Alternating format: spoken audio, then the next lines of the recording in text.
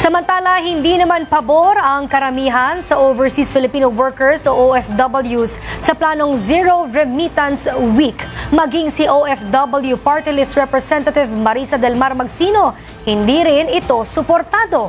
Ang detalye ihahatid ni Divina De La Torre.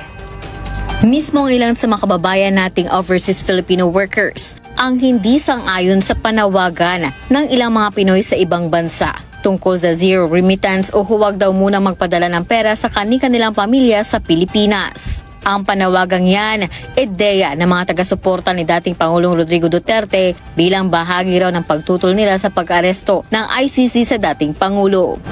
Pero ang 10 taon ng sima na si Michael, tutol sa ideya. Napakahalaga raw kasi para sa kanyang asawa at anak na hindi maputol o maantala ang kanyang ipinapadalang sustento. Kaya ka po nagtatrabaho sa ibang bansa, pamilyado ka. So kahit naman siguro hindi pamilyado Dahil ka po nagtatrabaho sa ibang bansa para po may tustos sa pamilya mo.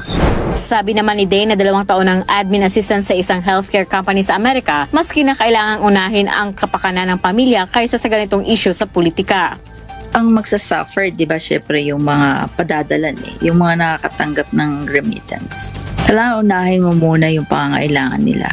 Ikinalungkot naman ni OFW Party List Representative Marisa Magsino ang pakikiisa ng ilang OFW sa panawagang zero remittance.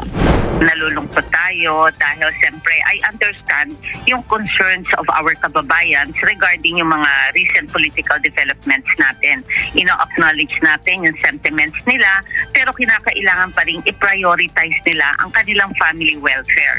Naniniwala rin si Magsino na mayroong tamang lugar at pagkakataon para sa mga OFW na ipakita ang kanilang suporta sa kanilang mga pinaniniwalaan at hindi ang tuluyang pagtanggal ng remittance support para sa kanilang mahal sa buhay sa Pilipinas. Para sa totoong balita sa Bagong Pilipinas, Divina De La Torre, Congress News.